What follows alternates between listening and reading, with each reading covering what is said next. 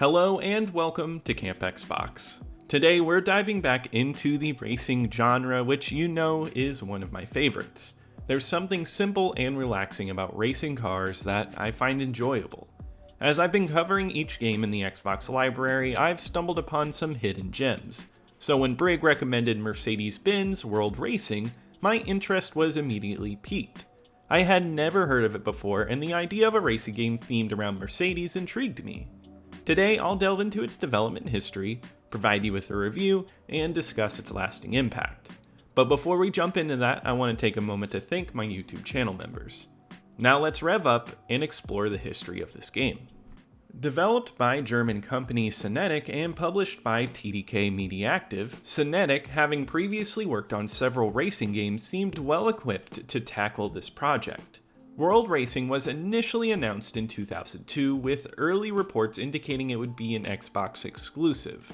Heiko Tom Feld, the director of TDK, emphasized the Xbox's power, stating, "With its advanced technology and sophisticated gaming capabilities, the Xbox is the ideal platform to launch our first title under our Chrysler agreement." They aim to leverage the Xbox's capabilities to the fullest.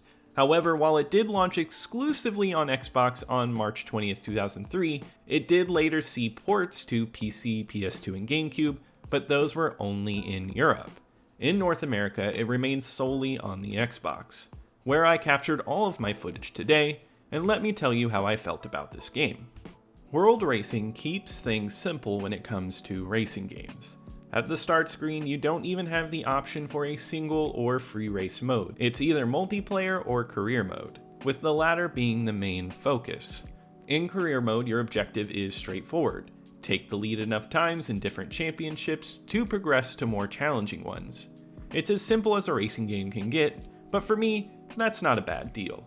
I appreciate having a career mode in racing games, and I'm glad to see it take center stage here. The car choices may seem simplistic at first glance considering it's all Mercedes, but the game does an excellent job including a wide variety of models for you to use in races. You can pick between any of them as you move from race to race. It's pretty straightforward, just click next race and you're off. While the game may be bare bones in terms of additional features, the solid gameplay and added elements make it a genuinely enjoyable and fun racer. Handling in World Racing leans towards a more simulation approach, with cars feeling heavy and turns requiring precision maneuvering. It's not a purely simulation game though. You won't find yourself managing parts or delving into tired details. Instead, it offers arcade simplicity with a weightier design. Personally, I appreciate this simple simulation style, especially considering the tracks constructed for this game. The track design is solid overall, with tracks that have a kinetic feeling being the more enjoyable to drive on.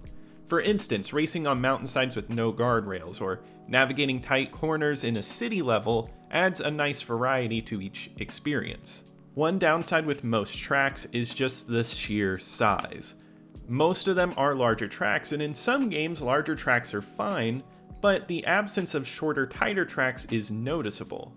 Additionally, some tracks have lap counts of 5 laps or more, which can feel tedious, especially on bland race courses like the test course, where lap times can go above 5 minutes. Despite the enjoyable racing experience, looking at the same bland backgrounds repeatedly can dampen the fun, especially when in the lead for extended periods of time. Fortunately, the game features a dynamic difficulty system that adjusts based on your performance. This innovative feature tracks parameters like opponent collisions and cornering, and then adjusts your difficulty accordingly.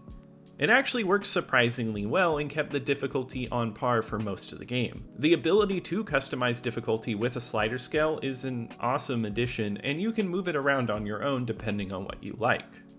Another innovative aspect is the cockpit view, which, while janky by today's standards, was excellent for its time. The ability to look around and away from the roads adds immersion even if you're not really going to use it. In terms of gameplay, World Racing sticks to the core elements of racing games, offering heavier turns and handling without alienating arcade racing fans. However, it lacks depth in terms of content. The career mode is simplistic. The developers attempted to compensate for this with extended race times, which can make some tracks feel tedious. Nonetheless, the racing experience itself feels right, especially with the dynamic difficulty slider. In summary, while the gameplay may be a bit too simple, it nails the core elements effectively. One of the most striking aspects of Mercedes World Racing is its graphics. For its time, this game looked excellent. Focusing on a specific car brand allowed the team to hone in on what makes a Mercedes visually appealing and perfects it. The car models are meticulously detailed, with the lighting effects, especially the reflections, being solid. The emphasis on graphical fidelity was a key reason for prioritizing the Xbox platform, as it truly showcases the power behind the game's visual presentation with its car models.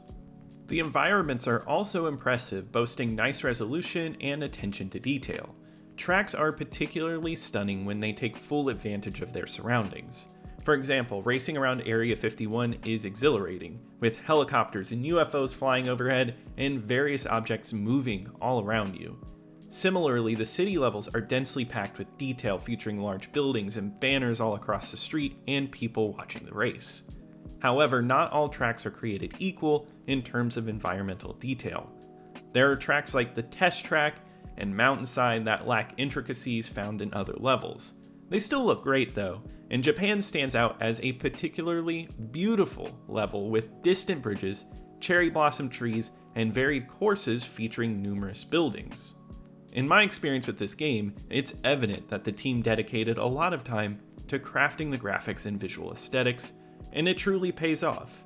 While the gameplay may not stand out as much, the graphical prowess of Mercedes World Racing is a standout feature worth remembering. I will say though, I do wish that it ran at 720p or had widescreen support to enhance the visuals, but it still stands as a solid looking game.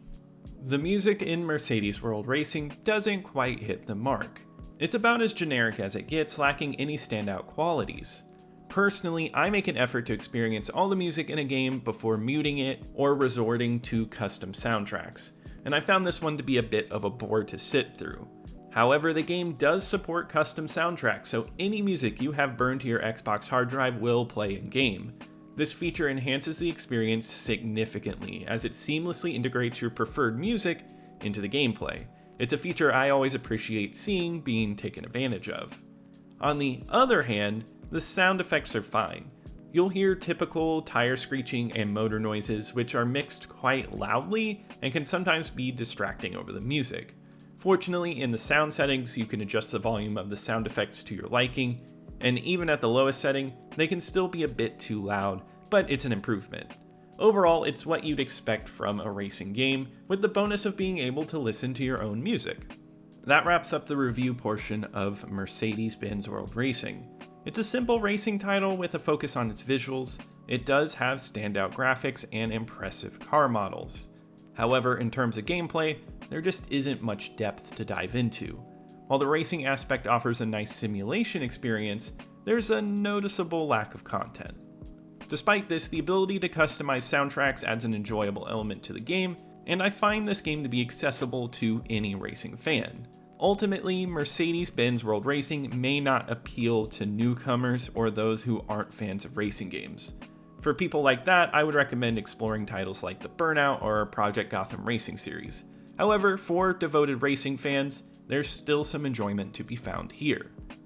In my original Xbox ranking list, Mercedes-Benz World Racing comes in at 53 out of 73. I would prefer to replay this over Madden 2002, but I think OB1 will leave a more lasting impact on me as I grow older. As far as a lasting impact, right after the release, it got average reviews on the Xbox, with Metacritic having a score of 56 for this game. Usually the higher end was a 7 out of 10, which IGN gave it a 7 out of 10. GameSpot was on the lower end with a 4.9 out of 10. While some outlets were impressed by the graphics, others thought it was a shallow experience. Official Xbox Magazine was on the higher end of this review scale with a 7.4, pretty much stating that it looked incredible, but the game was poorly paced. This is a game I haven't heard of up until this point, and there's a few scattered people who enjoy this game, and there's even mods available on the PC version. Backlogged has it at a 2.9 out of 5 with only 27 people saying they've played it. So it seems like a racing title that was overshadowed by much better racing games of the era. But that wraps it up for today. If you enjoyed today's review, be sure to leave a like. Also subscribe to keep up with the retro Xbox content. Leave a comment below if you have any memories with this game, or let me know what some of your favorite racing games of all time are on the Xbox or not. Also, I want to give a huge shout out to my YouTube channel members. Thank you so much for the support. It really means a lot. And I'll see you here next time at Camp Xbox.